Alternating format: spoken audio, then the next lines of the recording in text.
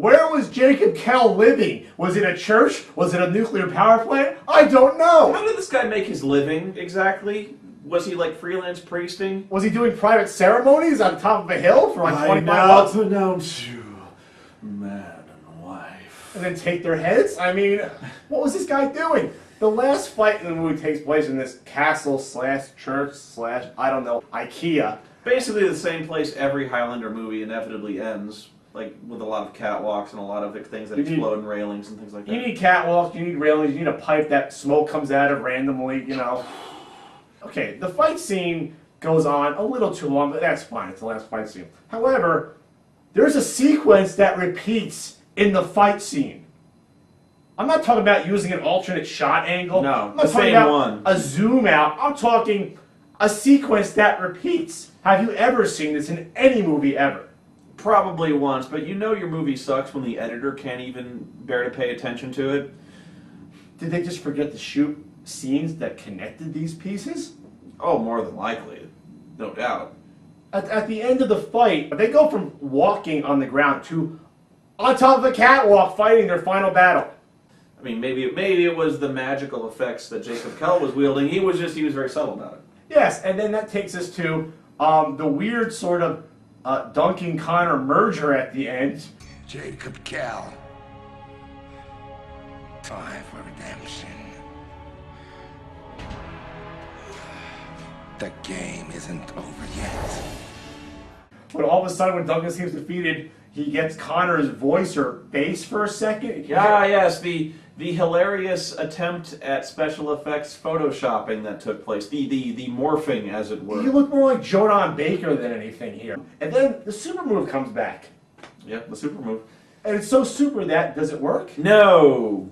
It's rather like Krull when they build up that super weapon that can destroy anything in one blow, and when he finally uses it, it does precisely Jack! And besides that, when two nerds like us who have no martial arts ability or fighting skill in the world can immediately discover a way to defeat the super move, as in, let go, of your sword! Duck! Duck! Knee him in the nuts! That's all you need to do! Mule kick the guy in the sack and run.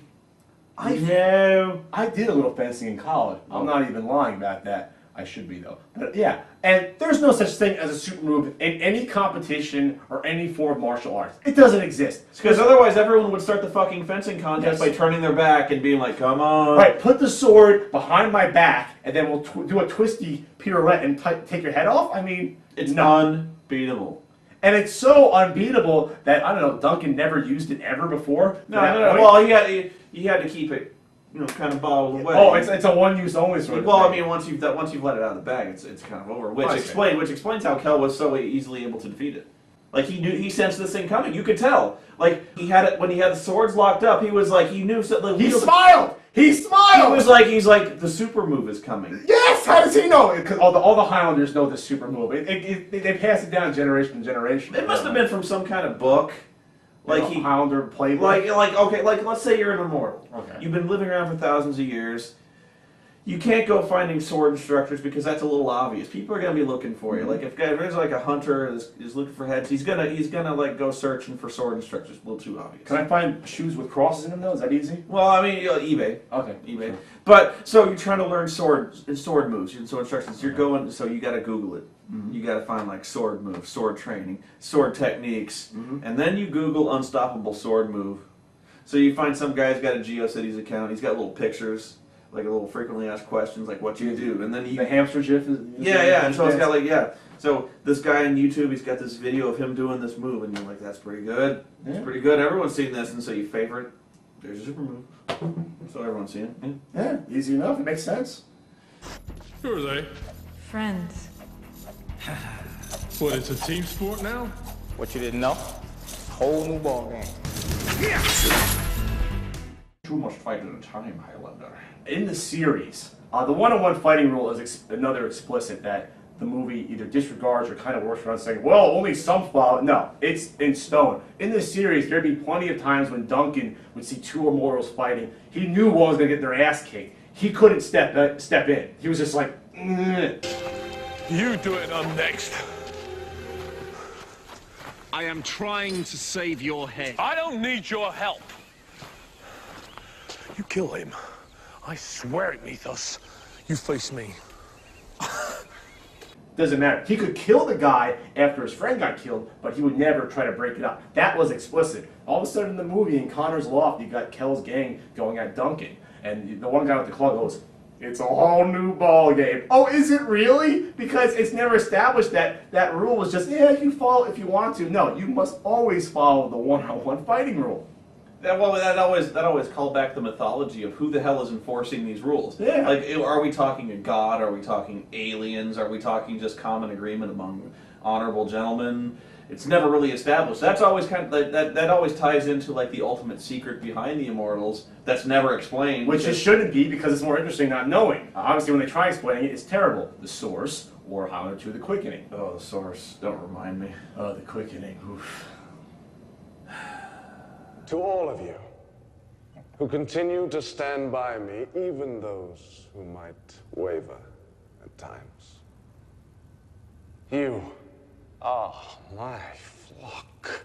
The Last Supper scene, quote unquote, is baffling. Why would Jacob Kell kill all his henchmen that have worked so well for him for a couple hundred years? It's been working to devastating effect. It's worked Yes. perfectly well. They kick Duncan's ass! It's his ass, they're ready to take his head. They shoot his ass off a building and impale him on rebar. It was over. So they take, they take that strategy that worked so well, and not explained at all, Jacob just kills all these guys. He has a better chance now one-on-one versus, I don't know, a 7-on-1? Like Especially since we established very early on, he doesn't care about the game. Why should he bother fighting one-on-one? All he wants is Duncan dead. And so the only thing I can assume is he puts real stock in that whole additive property of immortal head-taking, so like...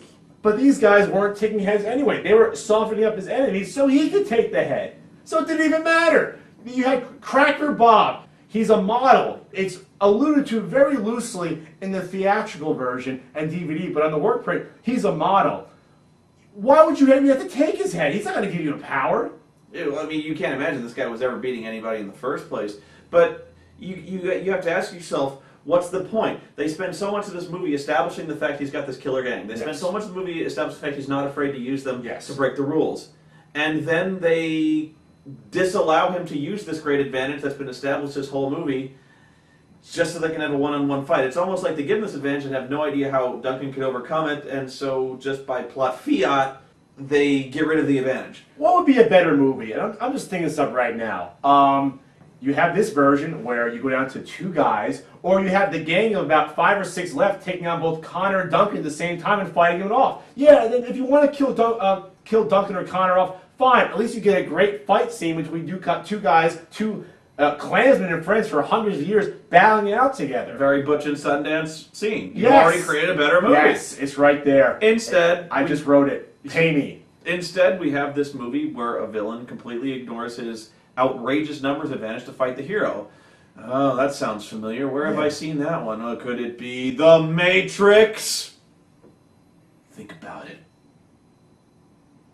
The thought of giving up your essence to me, making me even stronger by it.